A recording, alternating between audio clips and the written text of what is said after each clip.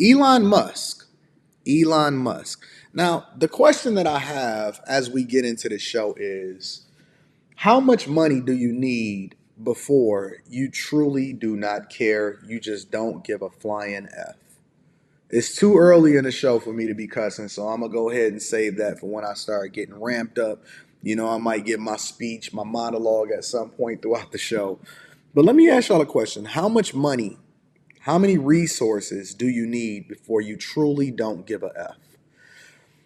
Before I started this channel, and anybody that's been with me for the inception of the channel, because a lot of y'all came into my life prior to this channel when I had the Anton Daniels channel first popping. And I think we had eclipsed like 50 or 60,000 subscribers. And then that's when we created the Lapeef Network, the Lapeef Talk Show.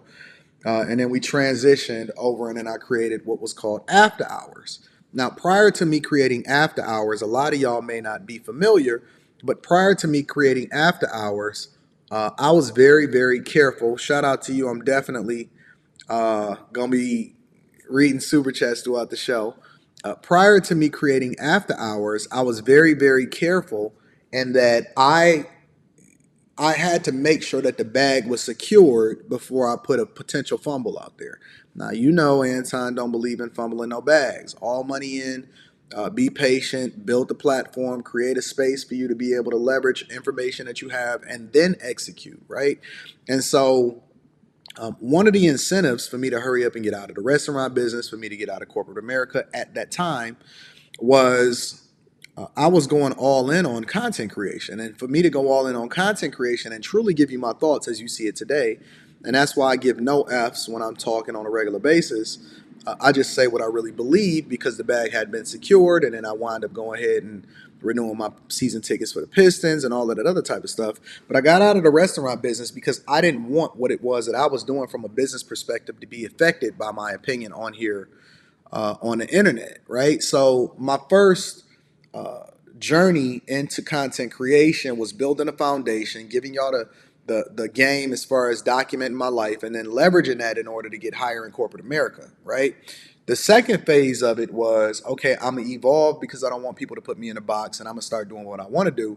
And then the third phase was, all right, time to create the new platforms for me to really say what I really feel like the people need and give them the game, which is then morphed into the Millionaire Morning Show.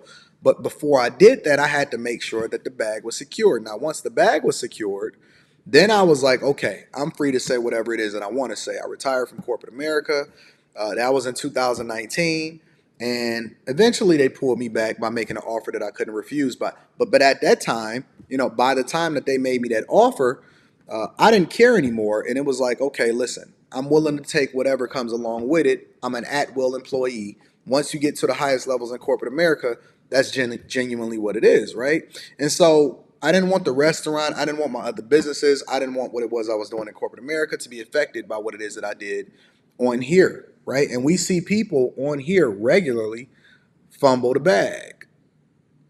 Y'all get fired, you put your job online, you be wearing your uniform with the logo and all of that on your job, you be getting doxxed and all of that because we know these people don't care nothing about you and they may not like your opinion. Next thing you know, they trying to find out where you live, they trying to dox you, they trying to call your job and telling them to fire you.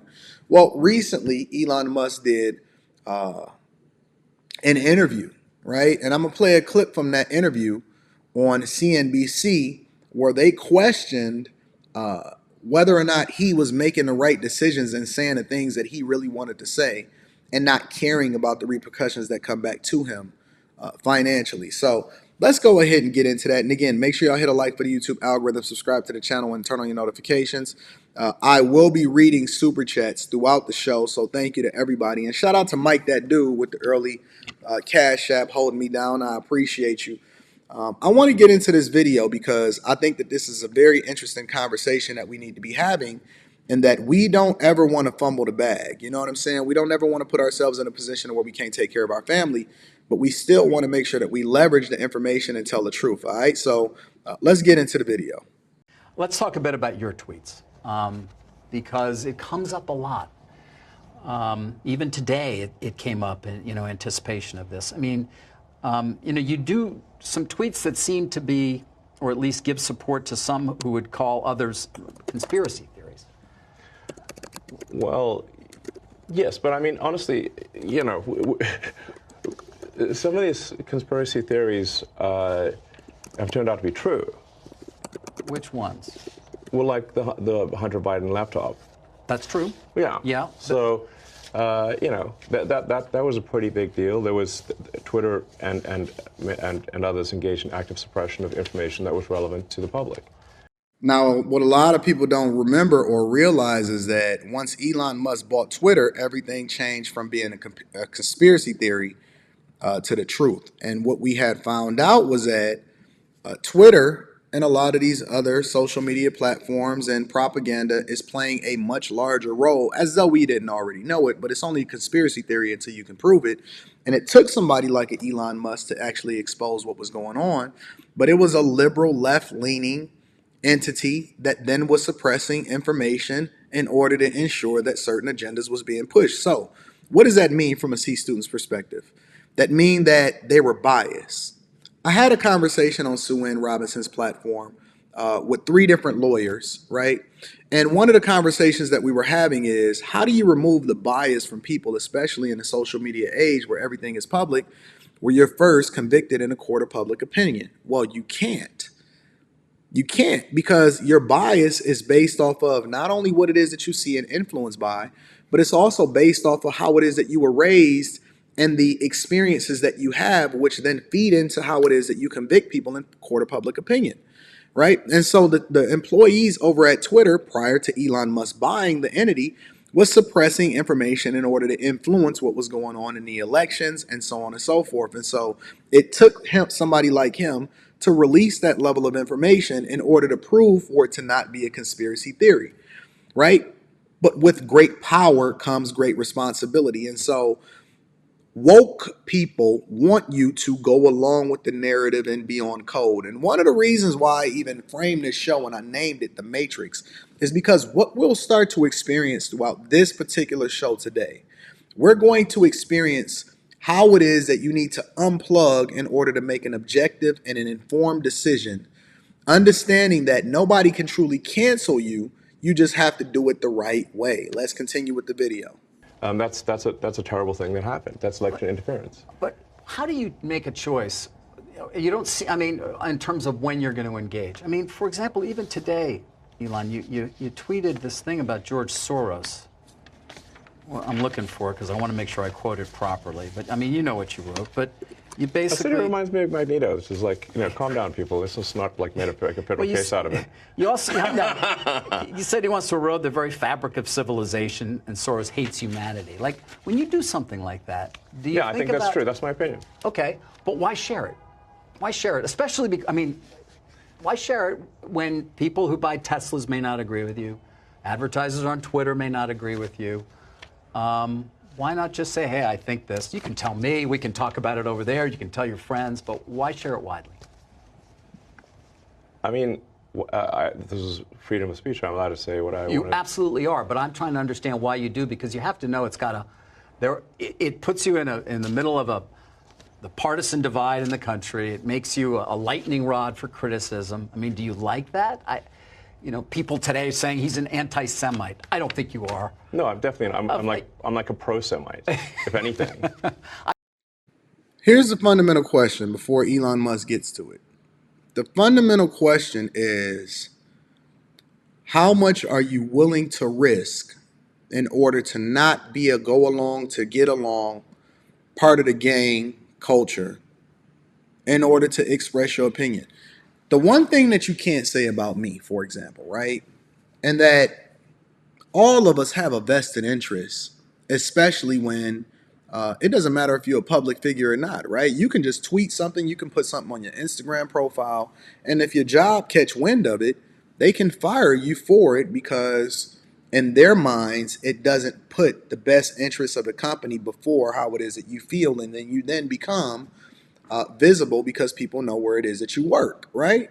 The question that we have to ask ourselves is, how much are we willing to risk in order to protect our freedoms, or are you making decisions from a business perspective, right? Because Elon Musk as much as he has FU money, right? I think that he's taking a calculated risk. I think that he's still looking at things from a business perspective. And what people don't realize is people no longer care about the whole woke culture. Going woke is truly going broke. Not standing on anything means that you, or playing it in the middle, I believe is probably the worst thing that you can possibly do. We always say don't offend anybody so that you can make sure that you can protect the bag, right? But I think it's a difference between not offending anybody and then not picking a side, right? Because I can say what I want to say, and you can agree or disagree with me. And this is one of the reasons why I like the audience over here on the Millionaire Morning Show, is because the one thing that you can't say about me is that I'm not afraid to offend everybody.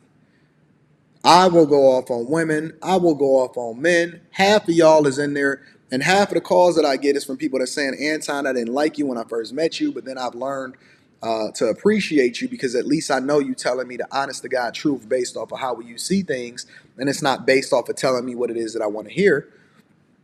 My entire life, I've never wanted to be around yes men. I've never wanted to be around people that told me what I wanted to hear. I've just wanted to be around people that was authentic. We can agree, we can disagree, but it doesn't mean that we have to have animosity towards each other because that's the thing that growth comes from. I've even always wanted to have conversations, and this is one of the reasons why I don't stand on code. I believe in being off code because that's where the majority of the growth comes from. That means that you can start to experience things outside of your comfort zone that then inform you, which would then lend itself to ensuring that you're successful long term, right? I can take lessons from them over there. I can take lessons from them over there. And then I can apply it to my life. And I don't have to be on code so that I can then grow and become more successful as a result of it. And so a lot of times I even tell y'all, as long as people are not disrespectful in the chat, let them rock. I said it last night. It was a chick that was in the chat last night that was wilding. And I couldn't understand why they was there. But then ultimately I came to the conclusion after I got off the live stream, yo, they there acting like they disagree, but in reality it's hitting them.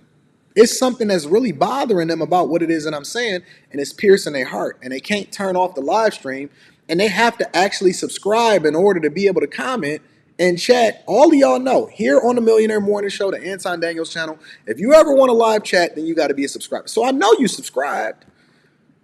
Everybody that you see that be on here, Dusty, I know you're subscribed. If you typing hard in the chat, you're subscribed. It's somebody literally before every single live stream starts, they hit the dislike button. It never fails. But then you have to ask yourself the question, well, if it's not meaningful to you, then why are you always watching? Well, let me tell you why, because it is meaningful to them, right? And it's called the Floyd Mayweather effect. And I told the people at the Patreon meetup, but I went into it way more in depth. So shout out to everybody that showed up in Dallas. I said, listen, they going to pay to see you win and they going to pay to see you lose, but make sure that they pay you. Make sure that they shell out them dollars. Make sure they pay you with your time. Make sure they pay you with their effort. Make sure they pay you with a dislike, but make sure that they show up and pay you, right? And I think that when you start to take a position and a stance, you then become more successful. I can even make the argument on the other side. I can say, well, listen, I don't necessarily like liberal woke culture. I'm not really in favor of what it is that they're doing as far as pushing this agenda with the alphabet community. But the people that stand on that side and they really believe it, don't think for 1 second that they're not getting the bag over there. And then it's vice versa, right?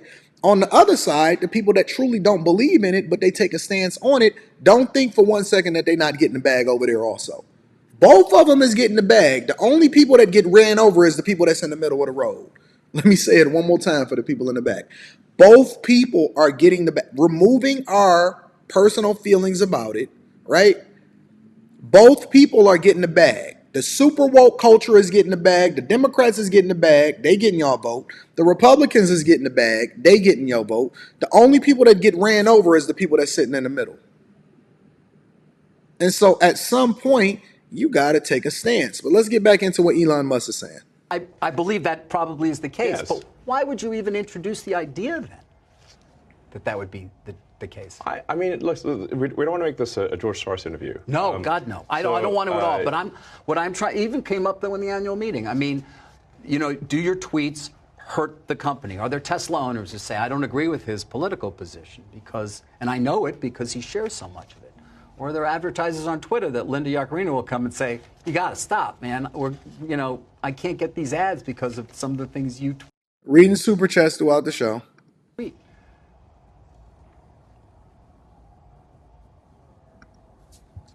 He thinking.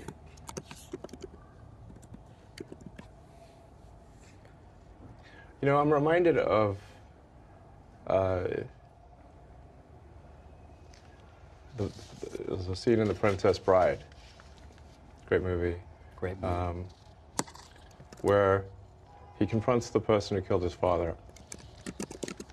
And he says,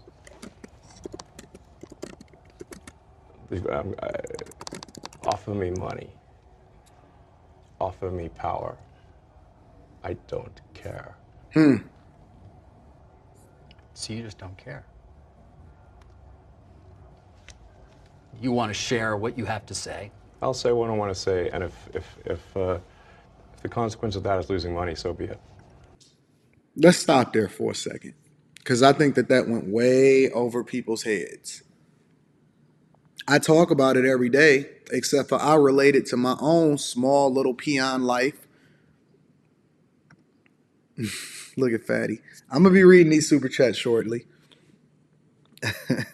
I relate it to my own little peon life in comparison to Elon Musk, right? I truly don't care. That don't even hit right by me saying it like that. I got to really give it to y'all the way that I want y'all to hear it. I'm sorry. I truly don't give a fuck what nobody think. I don't care. Because when you great at what you do, you will be rewarded accordingly. See, it's not about making people feel good. That's not why people are tuned in to see you talk, and you don't get it. Let me keep playing this for a second. Okay. But I mean, when you link to somebody who's talking about the guy who killed children in a mall in Allen, Texas, and you say something like it might be a bad psyop. I'm not quite sure what you meant, but in that particular case, there was somehow that's not that that obviously people were killed, but it was, I think, incorrectly ascribed to be a white supremacist action, and the evidence for that was some obscure Russian website that no one's ever heard of, that had no followers. And the company that found this is Bellingcat. right. And do you know what Bellingcat does? PsyOps. Right. I couldn't really even follow exactly what it was you were trying to express there, so that's in part why I was curious. I'm saying that I thought the ascribing it to white supremacy was bullshit. Okay. The truth don't give a fuck about your feelings is basically what he's saying. Is he willing to risk how people feel in order to really be able to tell the truth? He's saying yes. But ultimately, I don't think that people really care that. I'm going to be honest with y'all. From a business perspective, I don't believe, even for a little bit, that people truly care. I give you an example. I'm walking through the mall the other day, on Sunday specifically, because it was Mother's Day. And I was taking Rita shopping, and I was going and buy her some gifts, and me and my wife and my daughter was walking. And you know what I seen? I seen the Balenciaga store full. Let me say it one more time. I see the Balenciaga store full. I thought that y'all cared about the children. I remember it was a time where people were offended, black people specifically, by Gucci having an ad on their website that basically showed blackface. And then they apologized and they removed it. The Gucci store was full. Black people, white people, Asians. Asians was in there spending a whole bag, not a half bag, a whole bag. I thought that y'all cared about the way that Gucci presented themselves to y'all. I even walked past the Tommy Hilfiger store and it was popping in there. I thought y'all didn't like Tommy Hilfiger. What have y'all actually successfully canceled or removed as a community outside of yourselves and the stores that's in your own neighborhoods that y'all burned down during the protest? Just curious. At what point did you get upset? The biggest mistake that Adidas made was caring about what people thought that wasn't even actually their consumers. They literally went woke, removed Kanye West from what it was that they was doing, or Ye, and shot themselves in the foot as a result of offending a base of customers that didn't give a fuck or was ever buying a Yeezy in the first place. Meanwhile, Ivy Park was over there not selling anything because the people that was in shoe culture didn't give a fuck about what Ye was rocking out. They was trying to get their sneakers. The thing that I'm trying to convey to you is that when you great at what it is that you do, you will be rewarded accordingly.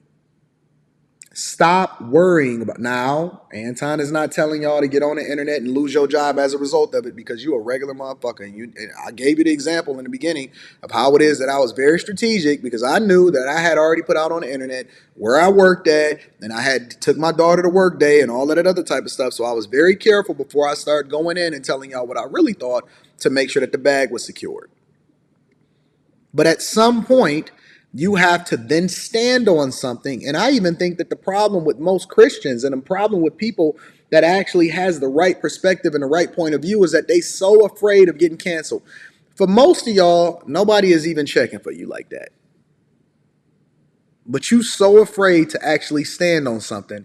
And so now you got women sitting in the bathroom and some dude is in the women's bathroom talking about I identify like you, and his dick is hard and he pulling it out and he's peeing right next to you, and you afraid to say something because you just on the go along to get along gang and you just on code.